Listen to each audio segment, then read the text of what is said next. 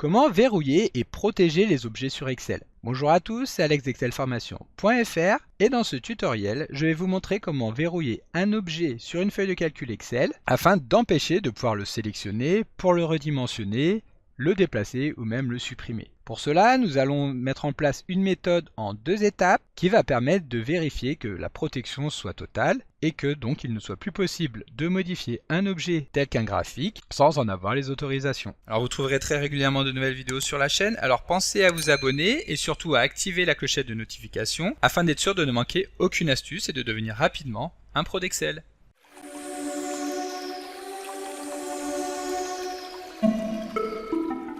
Comme d'habitude, si vous voulez être sûr de bien comprendre tout ce que nous allons voir dans le cadre de cette vidéo, vous pouvez télécharger le support de ce tutoriel ainsi que son corrigé en suivant le lien disponible dans la description de la vidéo, ce qui vous permettra de réaliser les opérations en même temps que moi pour bien comprendre tout ce que nous allons voir dans cette vidéo. Alors comme je vous l'expliquais dans l'introduction de cette vidéo, nous allons voir comment faire en sorte de verrouiller un objet sur une feuille de calcul. Et lorsque nous parlons d'objets au sein d'une feuille de calcul, cela fait référence à des éléments visuels ou interactifs qui peuvent être ajoutés à la feuille. Ainsi, un objet peut être un graphique, comme celui que nous avons actuellement à l'écran, mais cela peut également être une image, une zone de texte, un bouton, une forme, etc. Ces objets permettent de visualiser, d'expliquer ou d'interagir avec des données présentes dans la feuille de calcul. C'est le cas justement de l'exemple que nous avons ici, qui représente une interprétation des données numériques situées dans le petit tableau que nous avons juste à côté, qui mesure donc ici les performances par domaine d'une entreprise. Et donc ces objets ont la particularité de ne pas être liés directement aux cellules situées juste en dessous, ce qui va permettre donc de les déplacer facilement,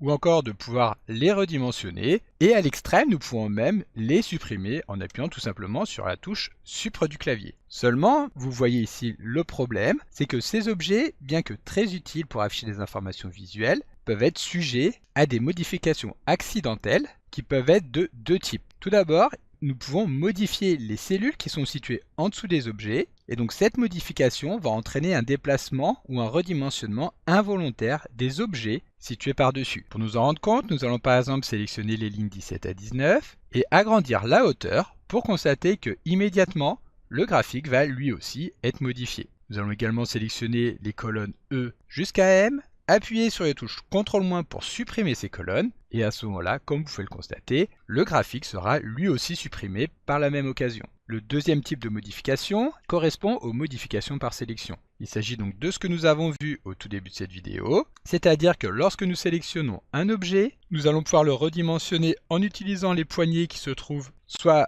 aux 4 coins de celui-ci, soit, comme vous pouvez le voir, en haut, en bas, à gauche et à droite. Et donc c'est pourquoi il est important de savoir comment verrouiller ou protéger ces objets pour éviter de telles situations, en particulier si vous êtes amené à partager votre classeur avec d'autres utilisateurs. Et donc dans ce tutoriel, je vais vous montrer les 2 étapes qui permettent de verrouiller fermement votre objet afin qu'il reste à sa place, même en cas de modification de la feuille de calcul. Et la première étape que nous allons découvrir ici consiste à verrouiller le graphique en utilisant l'option de Format Form. Comme vous allez pouvoir le constater, cette approche est très simple à mettre en place, mais il faut garder à l'esprit qu'elle permet toujours à l'objet d'être sélectionné, puis déplacé ou alors même supprimé. Nous verrons dans la deuxième étape comment aller vraiment jusqu'au bout de la démarche. Voilà, donc pour commencer, nous allons sélectionner l'objet que nous voulons protéger en cliquant sur celui-ci, puis nous allons effectuer un clic droit afin de faire apparaître le menu contextuel. Tout en bas, nous allons avoir un menu qui va porter un nom différent en fonction du type d'objet. Ici, étant donné qu'il s'agit d'un graphique, le menu porte le nom de format de la zone de graphique. Lorsque nous cliquons sur celui-ci, un panneau latéral va s'afficher sur la droite qui va permettre de modifier les options donc de l'objet sélectionné. Nous allons nous rendre dans le menu taille et propriétés. Et dans la catégorie propriétés, nous allons retrouver ici une option qui va permettre de définir comment nous voulons que le graphique soit déplacé et redimensionné automatiquement. Par défaut, l'option déplacer et dimensionner avec les cellules est cochée, ce qui explique le comportement que nous avons vu au début de cette vidéo. Ensuite, nous pouvons choisir de déplacer l'objet mais sans le redimensionner automatiquement. Et enfin, la troisième option, ne pas déplacer ou dimensionner avec les cellules, permet de s'assurer que celui-ci celui-ci ne soit pas modifié lorsque nous modifions la taille des cellules situées juste en dessous. Pour nous en rendre compte, nous allons sélectionner ici la colonne I, l'agrandir très fortement, et comme vous pouvez le constater, cela n'a aucun impact sur le graphique, contrairement à ce que nous avions vu juste avant. Nous allons également sélectionner les lignes 17 à 19, appuyer sur CTRL- pour les supprimer. Notre graphique reste toujours indemne. Cela va donc garantir que nos objets vont rester en place, ce qui va offrir une meilleure lisibilité des données. Toutefois, comme je vous l'expliquais un petit peu plus tôt, il faut toujours garder dans un coin de la tête que l'objet reste sélectionnable et déplaçable, comme vous pouvez vous en rendre compte actuellement à l'écran. Et donc maintenant, nous arrivons à la deuxième étape qui va permettre de garantir une protection totale de l'apparence de vos objets en sécurisant la feuille en elle-même. En d'autres termes, lorsque nous allons sécuriser la feuille, nous allons empêcher les utilisateurs de la feuille de calcul de déplacer, de modifier ou de supprimer les objets de la feuille de calcul. Et donc voici comment procéder. Donc nous pouvons sélectionner n'importe quelle cellule, puis nous rendre dans le menu Révision du ruban afin de cliquer sur l'option Protéger la feuille qui se trouve dans le groupe Protéger. Une boîte de dialogue nommée Protéger la feuille va alors s'afficher afin de nous permettre de personnaliser la protection que nous voulons mettre en place. Cette protection va tout d'abord consister, si nous le souhaitons, à définir un mot de passe. Ce mot de passe qui nous sera demandé lorsque nous voudrons supprimer la protection. Ici pour l'exemple, nous allons mettre en place un mot de passe très simple en 4 lettres, test. Ensuite, nous allons pouvoir définir les autorisations qui seront permises lorsque la feuille sera protégée. À chaque fois que nous allons activer une option, Excel va alors autoriser l'utilisation de celle-ci. Donc dans un premier temps, nous activons toutes les options et donc la protection ne concernera aucune de ces informations. Maintenant, nous allons désactiver l'option modifier les objets, ce qui va donc empêcher de pouvoir agir sur les objets pour les déplacer, les redimensionner ou encore les supprimer. Pour nous en rendre compte, nous allons valider en appuyant sur OK. Excel va alors nous demander de confirmer le mot de passe, étant donné que si nous avons inséré une faute dans celui-ci, nous ne pourrons plus désactiver la protection. Ici, je ressaisis le mot de passe test. Ensuite, nous validons en appuyant sur OK.